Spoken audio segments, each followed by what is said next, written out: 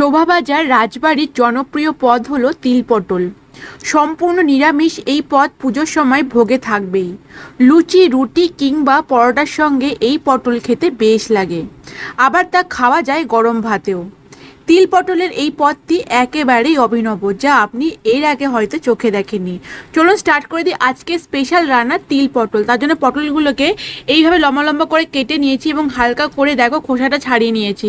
আর পেছন দিক দিয়ে লম্বা লম্বা করে কেটে নিয়েছি, যাতে করে ঝোল, মশলা, লবণ সমস্তটাই পটলের ভেতর ঢুকতে পারে, কারণ পটলটা বেশ বড় ছিল। এরপর লবণ মাখিয়ে তেলের মধ্যে ফ্রাই করব।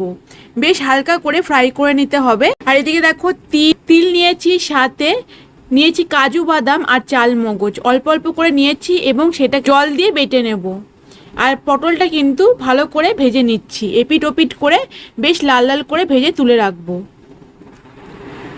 দেখো পটলগুলো কিন্তু ভাজা হয়ে গেছে, খুব কড়া না বা খুব হালকাও না, ঠিক এরকম লালচে কালার হলেই তুলে রাখতে হবে। সম্পূর্ণ পটলগুলো এইভাবে ভেজে নিয়েছি, বাকি পটলগুলো সেমভাবেই ভেজে তুলে রাখবো।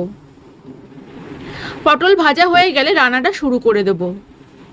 যারা যারা পটল খেতে ভালোবাসো না, একবার এই রেসিপিটা করে দেখো, তারাও কিন্তু ভীষণ পছন্দ করবে।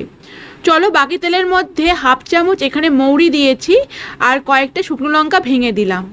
ঝালটা তোমাদের পছন্দ মতোই দেবে।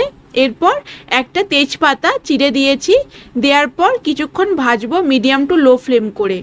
আর এইদিকে তিল, কাজু বাদাম আর চালমগজ বেটে রেখেছিলাম, সেটা দিয়ে হালকা মতো ফ্রাই করে দেবো। এই পর্যায়ে কিন্তু আঁচটা বাড়িয়ে দেবে না, যাতে করে যে মশলাটা আছে পুড়ে যেতে পারে। একটু নাড়ি চাড়িয়ে নিয়ে এখানে কাঁচা লঙ্কা আর পোস্ত বাটা ছিল, সেটা দিয়ে দিলাম। পোস্ত এখানে 1 চামচ আর কয়েকটা কাঁচা লঙ্কা বেটে রেখেছিলাম। আর কাঁচা লঙ্কাটা অনেকটাই মনে হবে, কিন্তু কাঁচা লঙ্কার ঝাল একেবারেই নেই। আমাদের যে কটা কাঁচা লঙ্কা নিয়ে এসছে একেবারেই ঝাল নেই, তার জন্য কাঁচা লঙ্কার পরিমাণটা বেশি দিতে হয়েছে।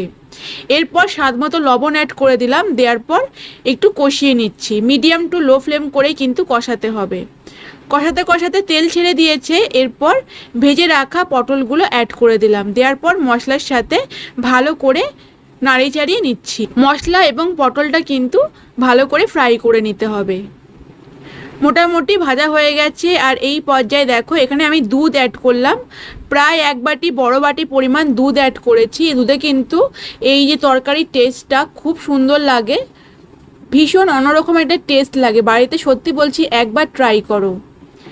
নাড়ি চাড়িয়ে নিলাম এবং ঝোলটা ফুটে এসেছে। এই পর্যায়ে সামান্য মিষ্টি অ্যাড করে দিলাম এবং শেষে বেশ খানিকটা সর্ষের তেল দিলাম। ঝাঁঝালো একটা গন্ধ হবে এবং স্বাদ, টেস্ট দুটোই কিন্তু সুন্দর হবে। ভালো করে নাড়িয়ে চাড়িয়ে নিয়ে এরপর দেখতেই পাচ্ছ সুন্দর করে আমি রাখলাম। কয়েকটা চিড়ে রাখা কাঁচা লঙ্কা অ্যাড করলাম। এরপর ঢেকে রাখলাম যাতে পটলগুলো সিদ্ধ হয়ে যায় এবং গ্রেভিটাও কিন্তু সুন্দর করে তেল ছেড়ে দেয়। দেখতেই পাচ্ছ পটলটা কিন্তু সিদ্ধ হয়ে গিয়েছে আর গ্রেভি থেকে তেলটাও ছেড়ে দিতে শুরু করেছে। মোটামুটি রান্নাটা কিন্তু একদম কমপ্লিট।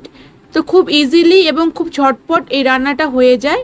নিরামিষের দিনে তোমরা বাড়িতে অবশ্যই করতে পারো। নিরামিষ আমিষ যে কোনো স্পেশাল দিলেও কিন্তু পটলের রেসিপিটা থাকলে না তোমাদের মাছ মাংস লাগবে না, এতটাই সুস্বাদু হয়।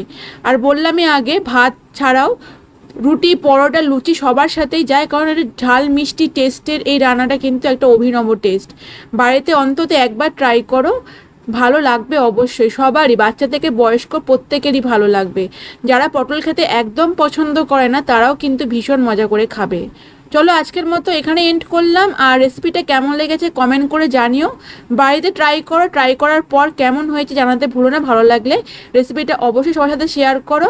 পেজটাকে ফলো করে নিও, ইউটিউবের বন্ধুরা সাবস্ক্রাইব করো। দেখা হবে আবার নেক্সট ভিডিওতে। আজকের মতো টাটা।